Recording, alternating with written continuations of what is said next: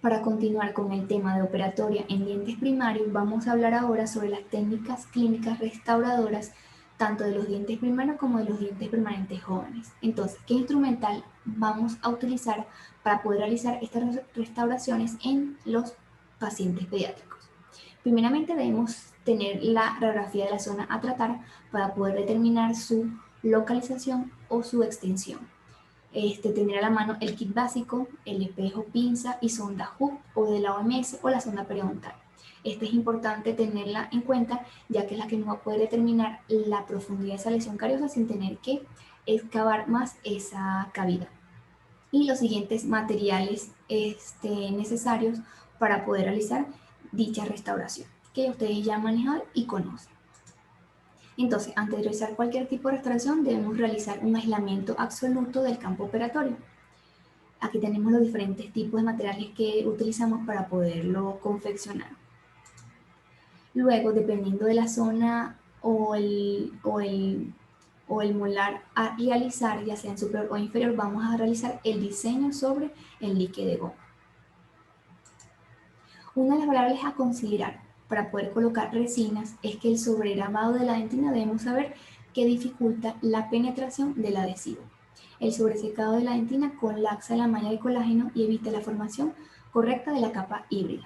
El no frotar o airear el adhesivo, ya sea a base de agua, de acetona o de alcohol, de forma correcta va a impedir en la volatilización y en la penetración del solvente. Un curado insuficiente influye en la polimerización. La contaminación en cualquier paso disminuye los valores de adhesión y los compuestos resinosos vencidos producen fallas en su polimerización. Entonces, para realizar una técnica de restauración en una clase 1 o una clase 2 de resina compuesta, debemos saber que no podemos colocar las capas de manera unidireccional, sino que las capas de resina deben ser colocadas por incrementos no mayores a 2 milímetros y en una dirección más oblicua, tomando una sola pared al momento de colocarlas. Si abarcamos varias paredes, lo que vamos a ocasionar es un estrés de contracción del material. Entonces, por cada capa de incremento no menor de 2 milímetros debemos realizar la fotopolimerización. Es importante recalcar que cuando se realizan restauraciones de resina no debemos realizar ningún tipo de preparación cavitaria, ningún tipo de retención, ni biselado sobre la superficie o el borde cabo superficial.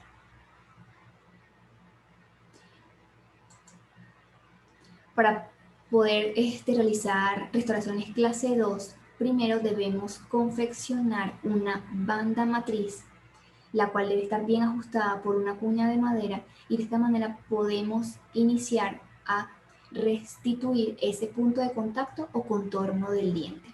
Entonces, primero vamos a colocar el material restaurador a nivel del cajón interproximal para restituir esta zona tan fundamental, y segundo vamos a colocar el material restaurador a nivel de la superficie oclusal. Una vez restaurado ya interproximal, podemos entonces terminar con la superficie oclusal, que es un poco más sencilla. Entonces, debemos conocer los tipos de matrices individuales. Recordemos que las matrices individuales son las que confeccionamos nosotros mismos los operadores.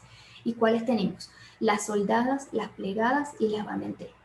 Aquí tenemos los diferentes materiales con que las realizamos o las confeccionamos. Tenemos la pinza,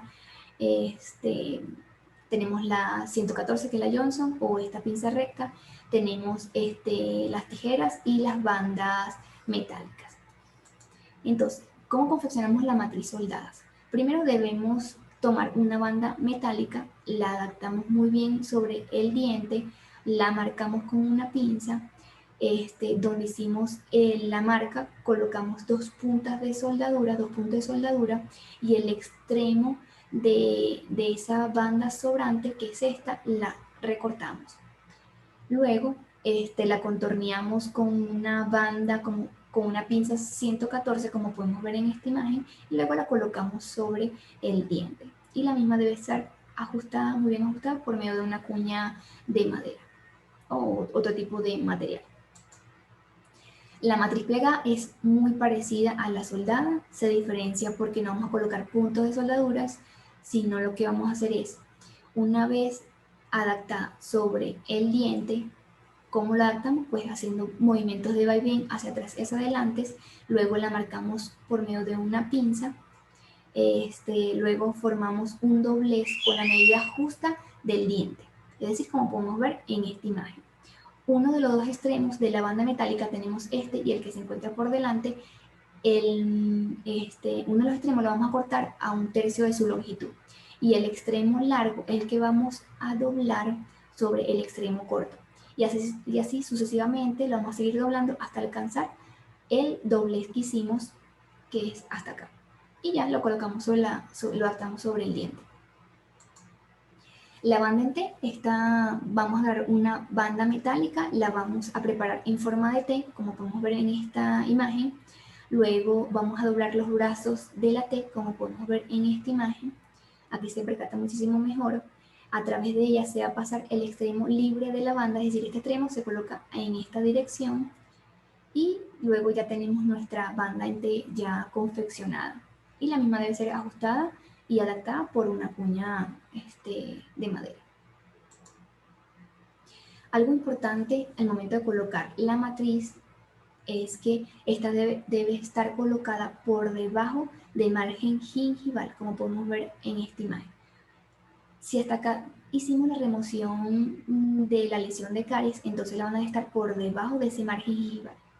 Y luego debe estar ajustada por una cuña de madera para que no quede inestable. Otro punto a tomar en cuenta es que una vez que confeccionemos ya las cavidades clase 2, es que debemos cortar el dique de gomas sobre la zona interproximal antes de retirarlo.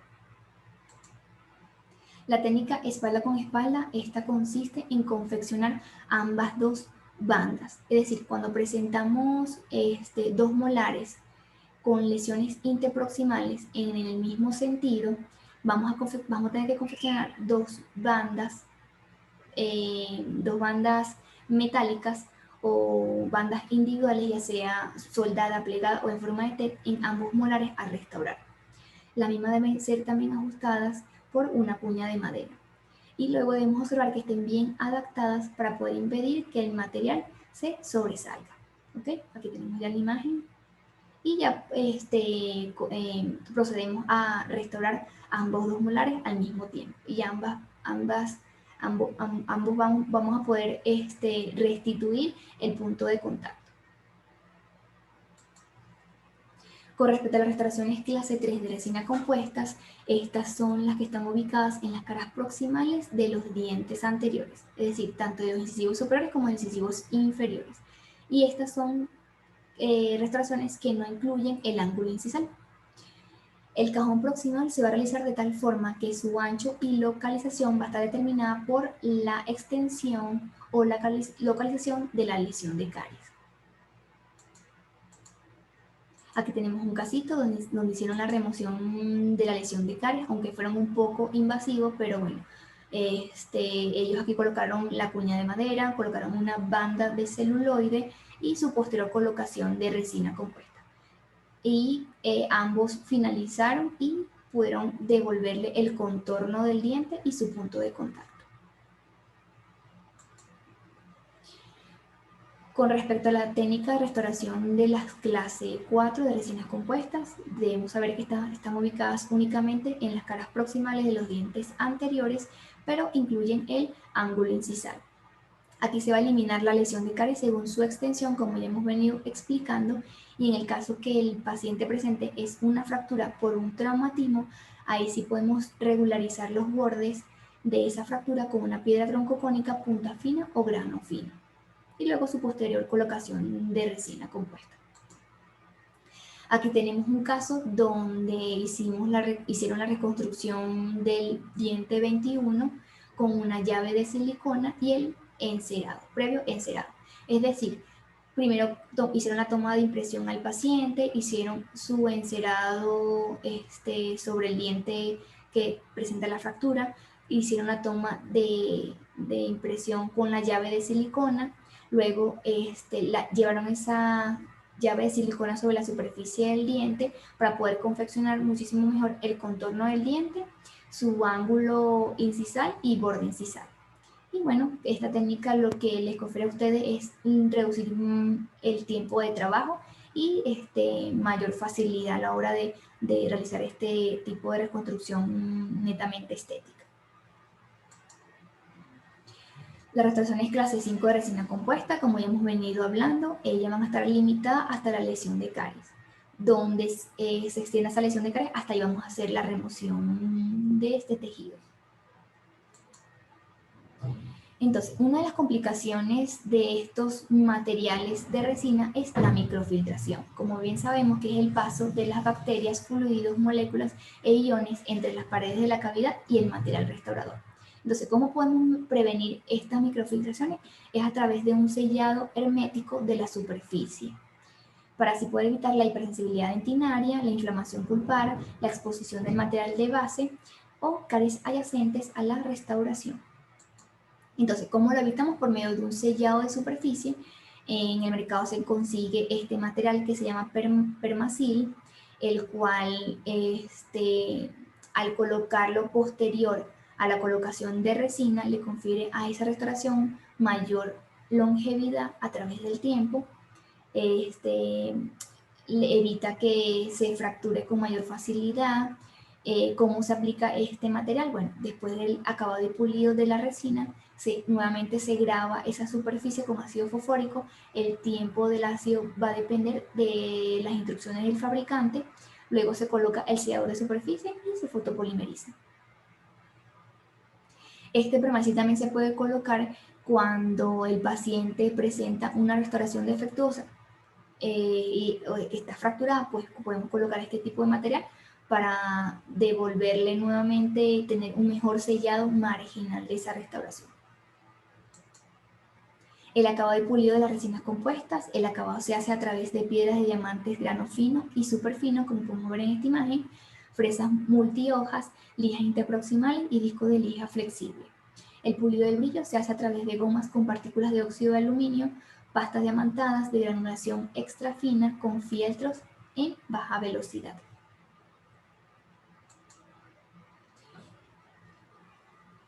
Debemos conocer los 4 principios generales para la preparación de cavidades de restauraciones de amalgama. Esos 4 principios, ¿cuáles son? La protección, debemos generar protección de las estructuras de soporte y de la pulpa. Remover el esmalte desmineralizado y de la dentina infectada. Extensión de los márgenes de la cavidad en aquellas zonas de autolimpieza y no susceptibles a la caries. La preparación de la cavidad debe estar realizada de tal forma que la restauración sea resistente a las fuerzas masticatorias. Entonces, ¿cómo debe ser una restauración clase 1 de amalgama? Debemos saber que ya sabemos que la apertura de la cavidad se hace por medio de una fresa piriforme número 329 o la 330. La extensión de la cavidad, de esa cavidad, se va a incluir únicamente las fosas y surcos que estén cariados, para hacer un poco más conservadora esa preparación. El tallado de la cavidad. A nivel del piso pulpar, bien sabemos que debe ser plano y horizontal. La pared vestibular o lingual o palatina debe ser ligeramente convergente en aquellas cavidades pequeñas y paralelas entre sí en aquellas cavidades medianas o extensas. Con respecto a las paredes proximales mesial y distal, estas deben ser planas o ligeramente divergentes hacia oclusal, como podemos ver en esta imagen. Ambos ángulos internos de la cavidad deben estar redondeados y se deben realizar fisuras en forma de colas de Milano sobre las cavidades. La amplitud y la profundidad de la cavidad. La amplitud debe ser 1/4 o 1/3 de la distancia intercuspidea y la profundidad debe ser igual o ligeramente mayor a esta amplitud. En las cavidades medianas o grandes se deben realizar retenciones, como podemos ver en esta imagen, a nivel del ángulo vestíbulo pulpar o limbo pulpar, por medio de una fresa redonda de 1 medio. Otro a tomar en consideración es que debemos realizar bordes nítidos en los bordes de la cavidad. Estos se pueden realizar por medio de de piedras de diamante cilíndricas o piriformes. Aquí tenemos varios pasos como realizamos una restauración clase 1 de amalgama. Aquí tenemos ya la preparación de la cavidad. Con el portaamalgamas aplicamos la amalgama, la condensamos, la atacamos, la bruñimos, retiramos los excesos de la amalgama y ya tenemos nuestra restauración definitiva de amalgama. Para una restauración clase 2 de amalgama, la apertura de la cavidad también se hace con una piriforme, con una fresa piriforme 329 o 330.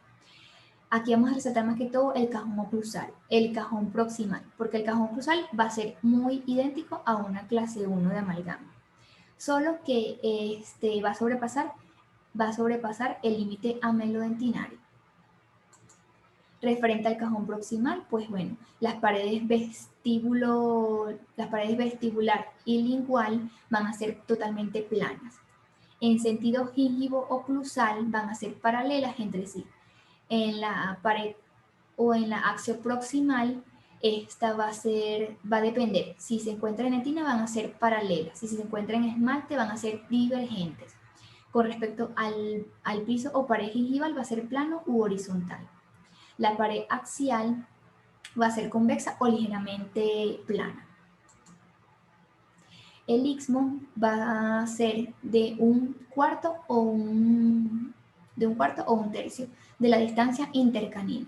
El diseño del istmo a nivel de la pared interproximal deberá ser suave o ligeramente curvo. El acabado del pulido de las amalgamas se va a hacer por medio de fresas multihojas, puntas de gomas abrasivas, como podemos ver en esta imagen, en secuencia decrecientes, o a través de cepillos.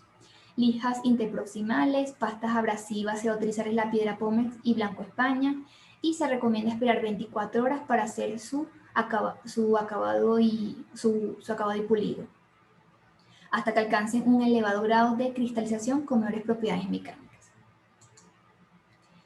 Cualidades de una buena restauración es que debe restaurar la anatomía, restablecer la función, no debe haber interferencia oclusal, debe tener un adecuado color, no se deben detectar los márgenes entre la restauración o el diente. Como conclusiones, bueno, ya sabemos que actualmente la odontología moderna y conservadora se basa en métodos que favorecen la remineralización y la mínima intervención.